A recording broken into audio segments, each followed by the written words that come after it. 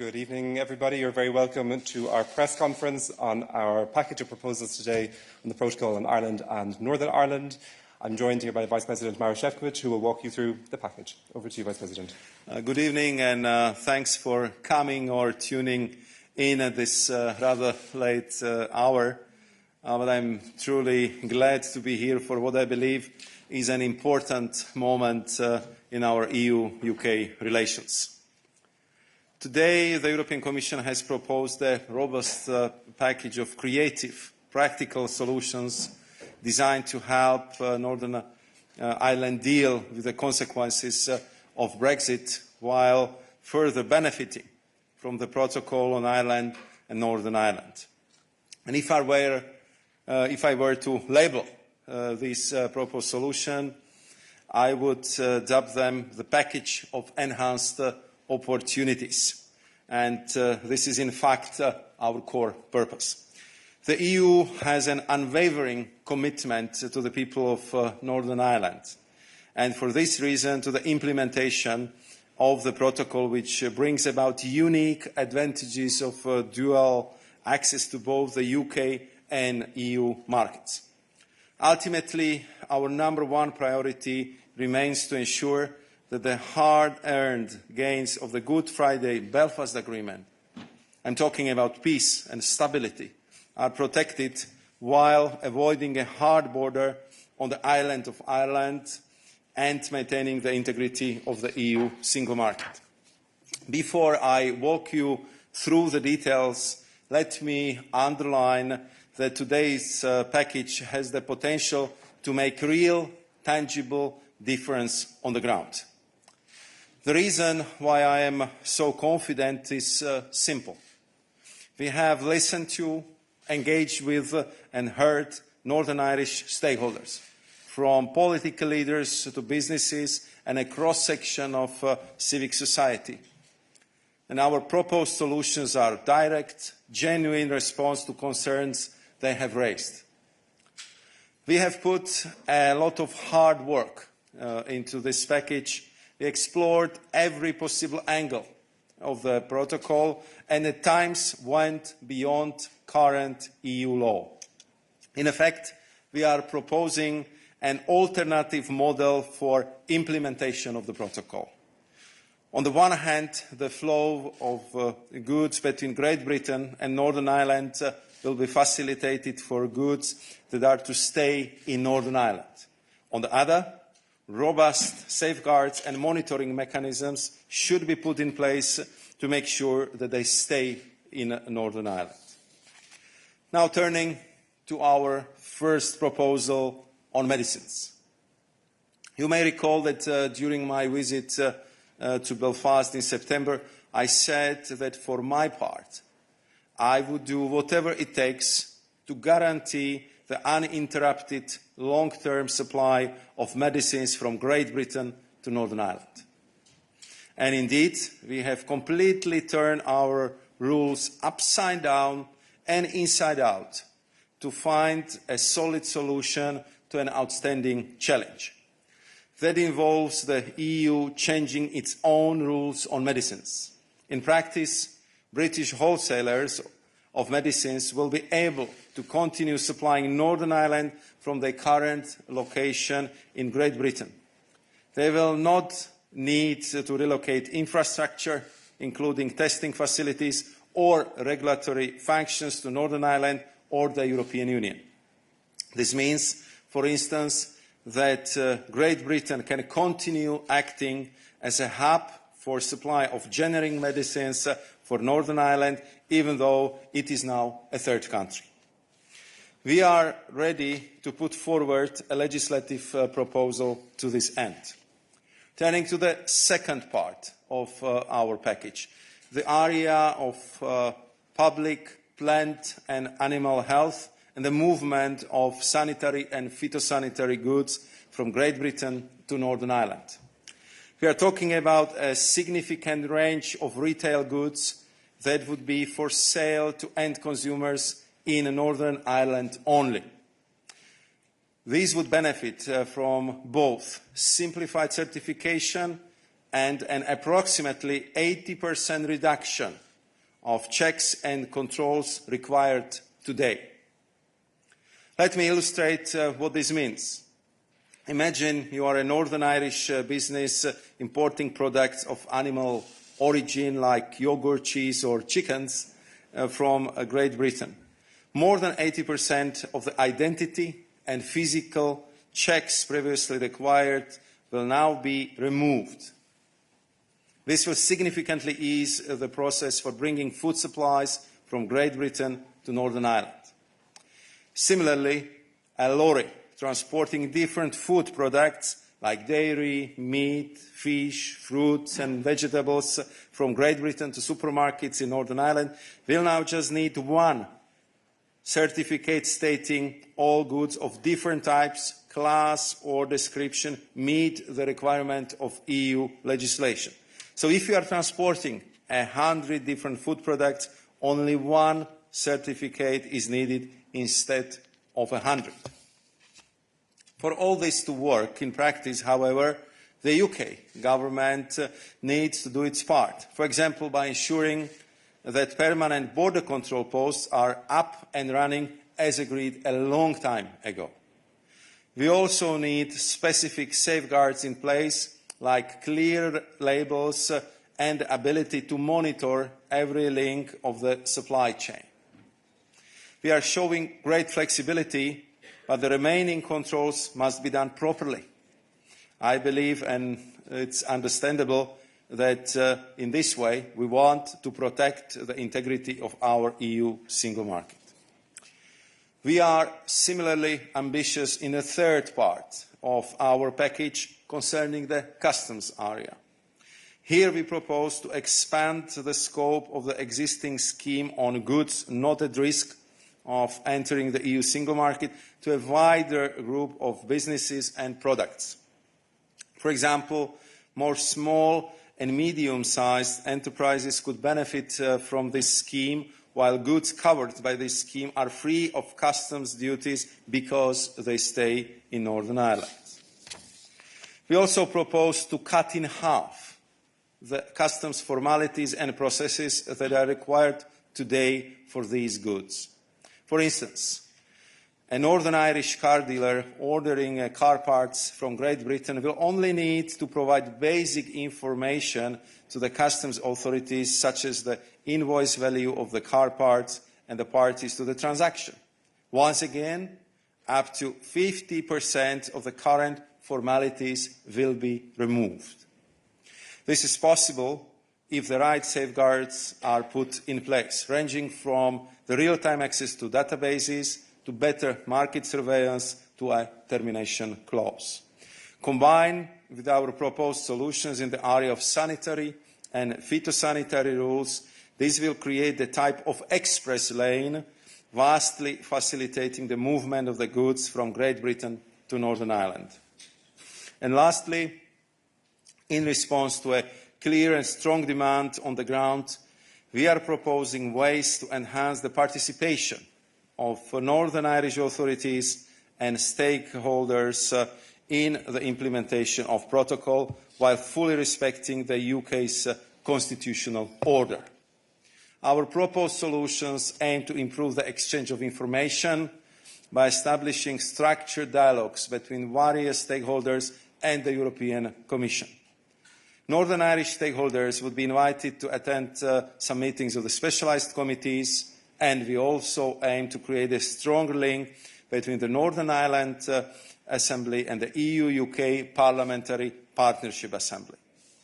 Before I conclude, let me reiterate that with this robust package of practical, imaginative solutions, we can continue to implement the protocol on Ireland, Northern Ireland, for the benefit of all communities on the ground.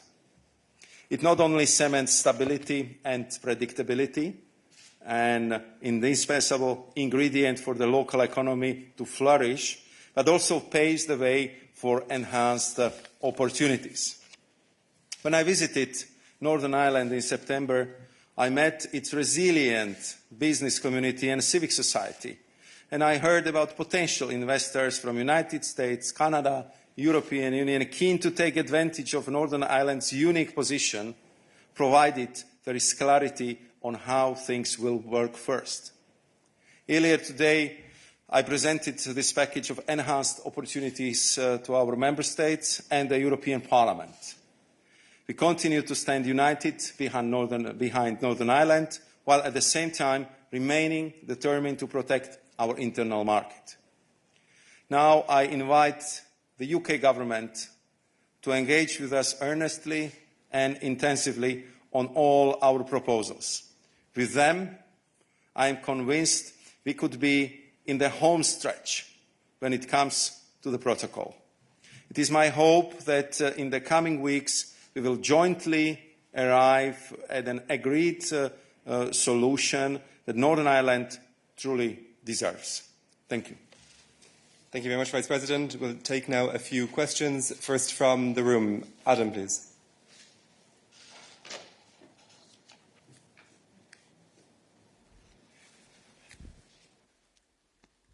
Mr. Šefčovič, thank you very much indeed for the presentation. I wonder, you've obviously heard the speech from Lord Frost yesterday, and you've heard his absolute determination not to sign up to a protocol that includes the European Court of Justice.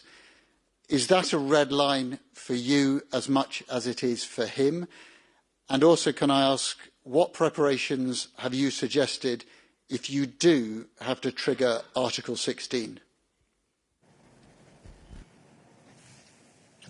Thank you very much for that question. I think what is our end today is to stay on positive note, to stay on the all benefits which this package and which the dual market access is offering to Northern Ireland. And I believe that what we presented today is such an appealing picture that we would really focus all our constructive and creative energy how to make this as good as possible for the people and businesses in Northern Ireland. So I want to focus on the positive agenda. I want to focus on the solutions, and I hope that Lord Frost will join me in that effort. Thank you, Vice President. Bruno.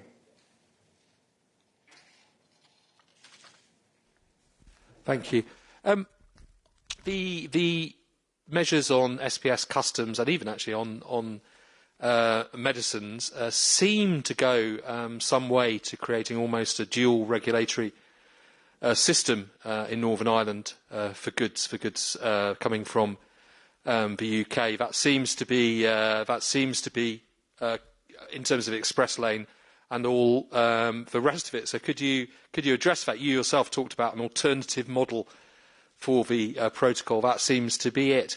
Yet you seem to be prepared to take a risk with Cumberland sausages, but you're not prepared to take a risk with people's dogs and cats. Why is it that you still see pet passports as being too risky, even though there hasn't been a case of rabies in mainland Britain since 1922?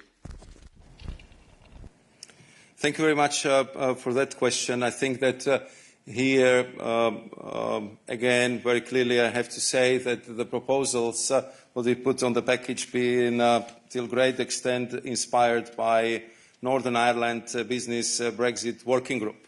So the package, as you have just heard from me, was very much inspired by the very concrete challenges and the issues I heard most frequently in Northern Ireland, and the issue of the Cumberland sausages was one of them.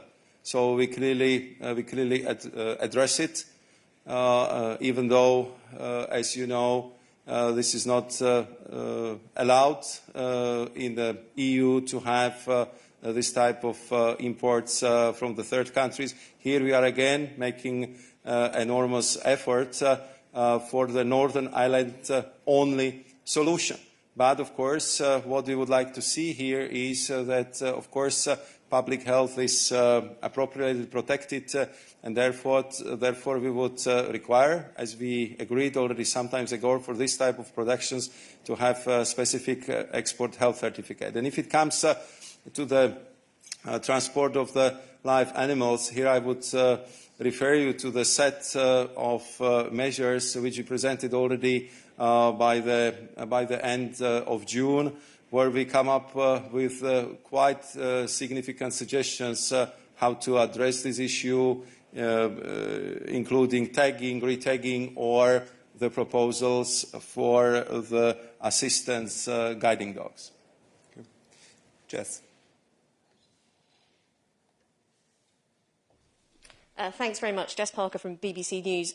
I'm sorry to go back to the European Court of Justice, but you say you want to focus on the positives, but it is an issue in these talks. How do you think that gap can be bridged, if at all? And also, you've called on the UK government to negotiate earnestly. Do you think it will? I would start with the second part of the question. Of course I hope. I think we invested so much effort in negotiating the withdrawal agreement, protocol on Ireland and Northern Ireland, the TCA. And I think we looked at the issue in particular on the island of Ireland with all aspects. And we've been and you've been following this very closely, so I do not have to repeat to you all the efforts, all the attempts, and all the angles which have been tested here. In the end, we found the solution which we both agreed is the best one for the future. All this was approved, ratified by UK, so it became very clearly the instrument of the international law. And we did it because I believe that we share the same goals. We share the goal of prosperity, of stability, of peace on the island of Ireland. I believe we also share the goal of no hard border between Ireland and Northern Ireland, and therefore we went for really unprecedented way where the EU was actually delegated the control of our external border to our UK partners. It's indeed unprecedented, as many of the things which I presented to you today. So I really hope that we share the same goal of peace, stability and prosperity on the island of Ireland. And I hope that we also share the same goal to make sure that the businesses and people of Northern Ireland would benefit, and I would add enormously, from the dual market access. And that's something which would bring enormous pluses for the Northern Ireland economy.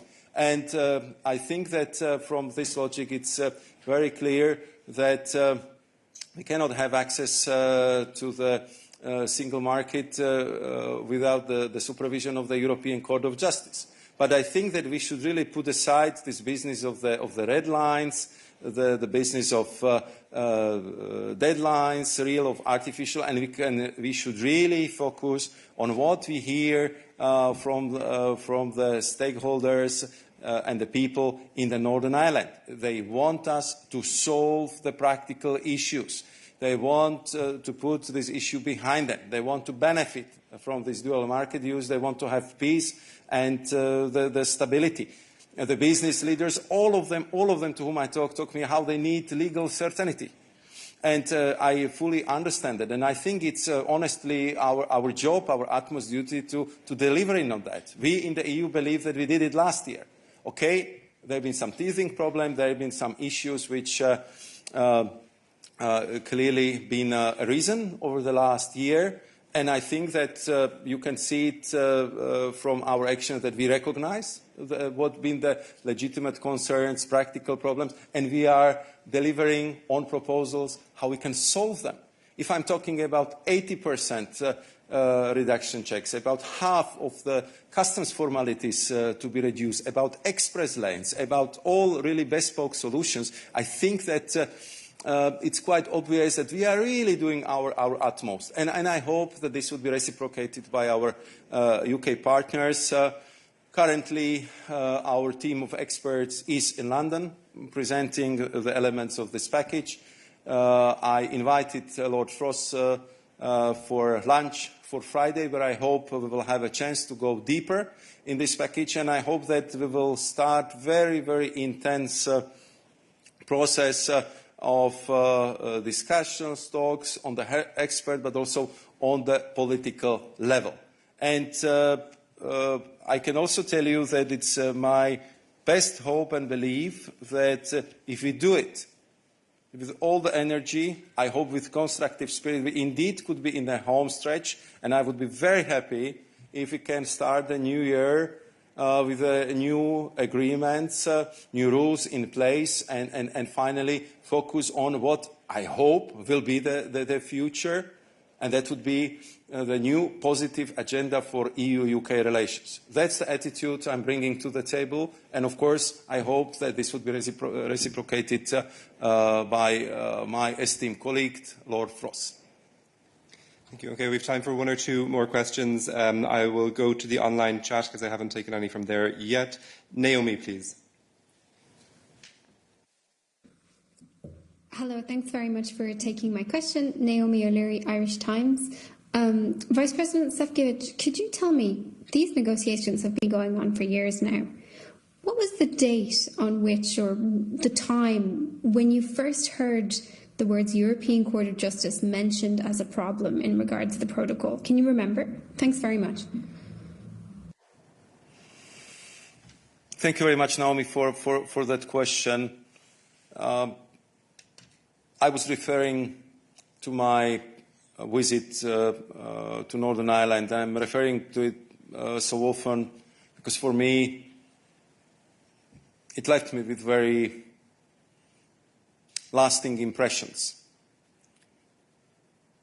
And I really met a lot of stakeholders, and from one side I saw big positive excitement about the opportunities the protocol and dual market access represents, and many of the proposals we are putting on the table been indeed inspired by that.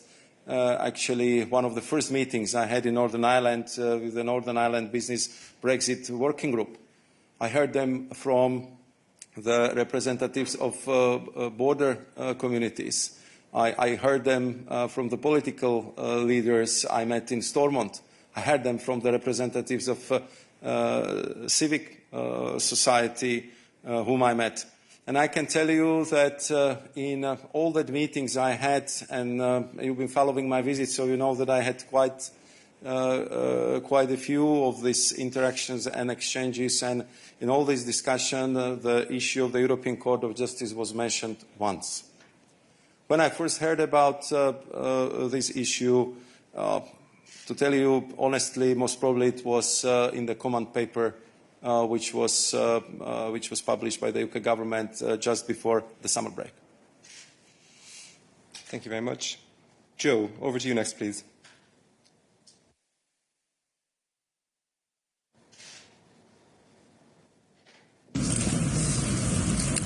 Hiya, thank you. Joe Barnes from the Daily Telegraph. So your proposal has seemingly been well received in London, and there was talk of Lord Frost in the House of Lords earlier suggested that he would go into these negotiations with no red lines. So just wondering from your perspective, are there any international arbitration mechanisms that preserve a role for the ECJ at arm's length, which could be used to bridge the gaps between the UK and EU on governance, in between what you would call a red line of maintaining a role for the ECJ? Thank you. I would say that I think that we should have the discussions on all these elements with the team of Lord Frost, and I'll have that opportunity to go into the greater detail with him. But you would understand that if you are talking about the single market, which is clearly, respecting the EU rules, that we have European Court of Justice as a final arbiter. I think that's very, very clear. And I think it was very clear from the outset when we started to discuss the withdrawal agreement, when we started to discuss the different protocols, which then became the part of the whole withdrawal package. And I think that here our position is quite clear, but as I said, I'm glad if also Lord Frost thinks that we should put aside the red lines and we should focus on how to solve in a practical way the problems on the table and the complications and burdens which have been so eloquently described by different stakeholders from the Northern Ireland to whom I had the honour and the pleasure to listen to, because I came there to solve the problems. And I hope that with this solution-driven attitude we can really resolve all difficult issues which have been presented to me in various interactions I have with the Northern Irish representatives, and I think that this is the area that should be the focus upon which we should really channel all our positive energies. Thank you very much. I'm afraid that's all we have time for this evening. Just to let you know that all documents and press material are available online. Thank you very much and have a nice evening. Thank you.